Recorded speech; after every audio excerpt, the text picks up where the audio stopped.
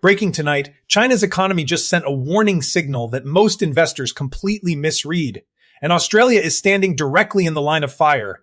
Markets are rattling across the Pacific tonight. China's growth is slowing, not collapsing, but slowing. And the difference between those two words is worth billions of dollars to Australia's future.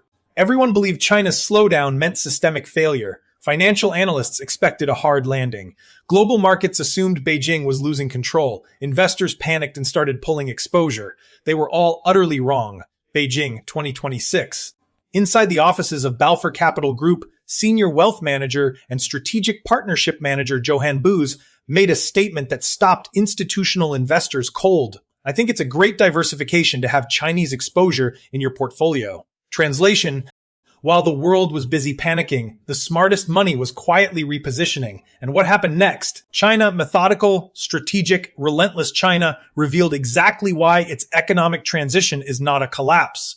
It is a recalibration. And Australia, caught in the middle with 60% of its commodity exports locked onto Beijing's demand, must now make the most consequential strategic economic decision in a generation. Dear viewers, between now and the next 24 months, something extraordinary is unfolding in the global economic order. China pushed beyond its debt-fueled infrastructure phase. The old model broke down, and investors who understood the difference between structural normalization and systemic weakness, patient investors, strategic investors, became the ones every government started listening to first. This isn't just about a slowdown in GDP numbers. This is about the fundamental rewiring of global trade flows. And Australia is standing at the center of that rewiring, whether Canberra is ready or not. Let's go back to where this story really begins. For roughly 2 decades, from the 1990s through to the early 2010s, China delivered something the modern world had never seen before. Double-digit growth year after year, driving a construction and infrastructure boom that consumed iron ore, coal, copper, and gas at a scale that reshaped entire continents. Even as growth moderated into the high single digits through the 2010s, the sheer scale of demand kept the machine running. Australia rode that wave spectacularly well. Billions flowed into Western Australian mines, Queensland ports, and Northern Territory pipelines. The Australian dollar surged, export revenues soared. And Canberra quietly became one of the wealthiest nations per capita on the planet, built almost entirely on Beijing's insatiable appetite for resources. But here is the problem nobody wanted to say out loud. That model was always going to end. Now in 2026, China's growth is forecast to land at 4.5%, a number that looks respectable by Western standards, but represents a seismic psychological shift for markets conditioned to expect 7, 8, even 10%. Property markets remain depressed.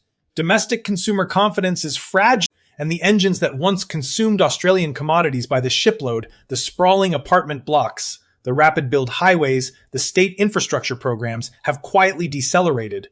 Johan Boos frames it bluntly. It is an economy that grew so rapidly in the last 20 to 25 years, with double digits. Everyone was used to it. So now that we see the economy coming closer to what we are used to in the Western world, it obviously frightens people and investors around the world. Translation: the fear is not that China is broken. The fear is that the world forgot what a normal economy looks like. Now here is where the story splits. Because Australia and Europe are both exposed to China's transition, but they are exposed in completely different ways. And understanding that difference is the key to understanding what comes next. For Europe, the pressure runs through luxury goods and high-end automobiles, German cars, French handbags, Italian fashion. European exporters built their China strategies around a rising Chinese middle class with aspirational tastes. When Chinese consumer sentiment softens, when discretionary spending contracts, that is where European exports feel the pain first. Cyclical, sentiment-driven, sector-specific pain. For Australia, the challenge is far more structural, far more concentrated, far more dangerous. 60%. That is the number Boos keeps coming back to.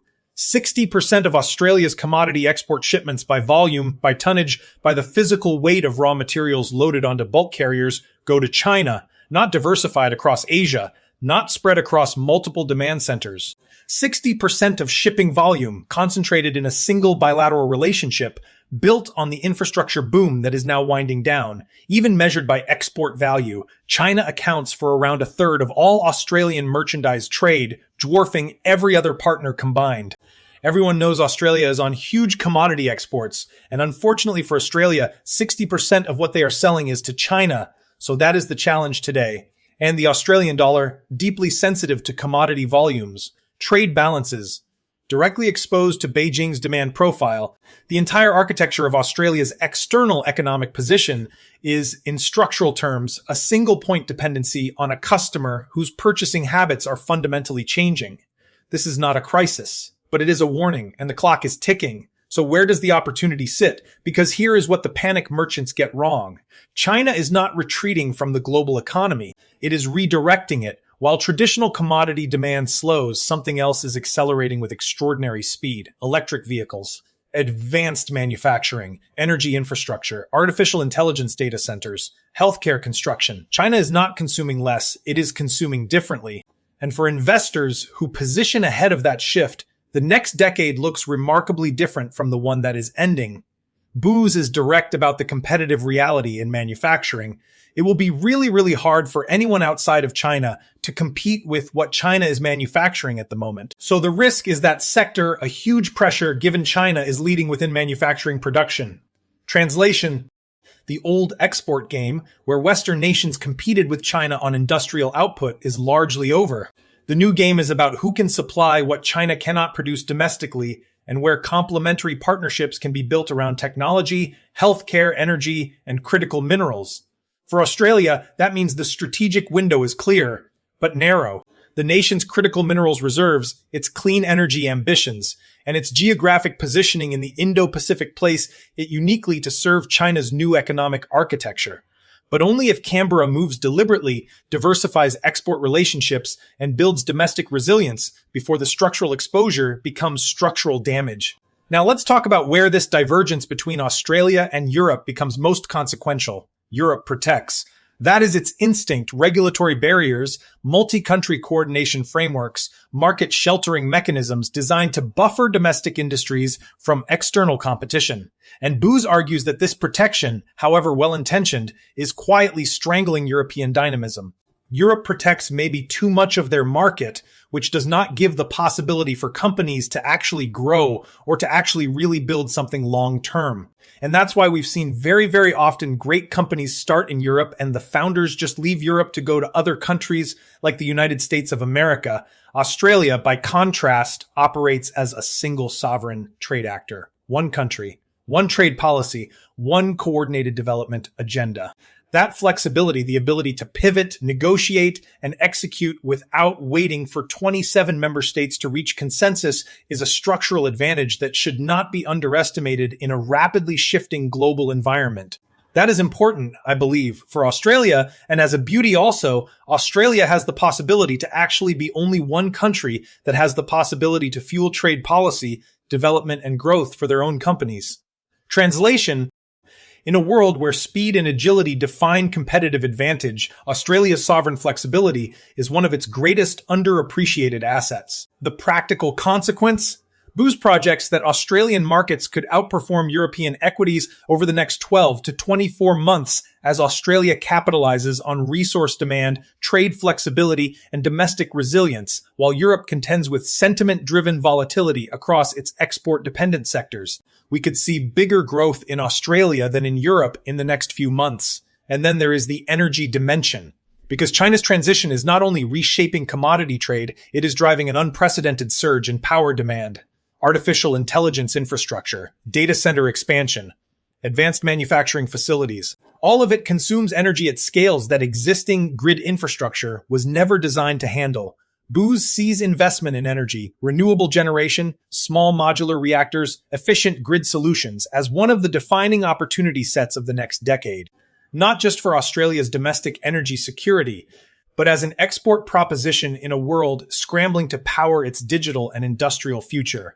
And beyond energy, he points to healthcare as the most durable, recession-resistant investment theme available. There is opportunity here in the healthcare sector, the construction of hospitals. That is something here in Australia that needs resources, that needs institutional investors. We have heard it all around the world. Healthcare is a sector where you can invest, and there will be growth. You will have a return on your money for sure. We are human beings, and we need help. We need doctors. Translation: While commodity cycles rise and fall, human beings will always need hospitals. That is not a trade thesis. That is a demographic certainty. Dear viewers, here is what tonight's story is really about. China is not breaking. China is maturing.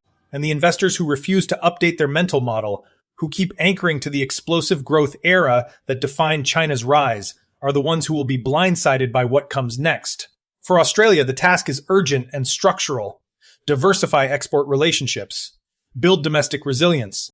Position into China's new demand profile, critical minerals, clean energy, healthcare, technology infrastructure, rather than anchoring exclusively to the old commodity model that powered the last boom.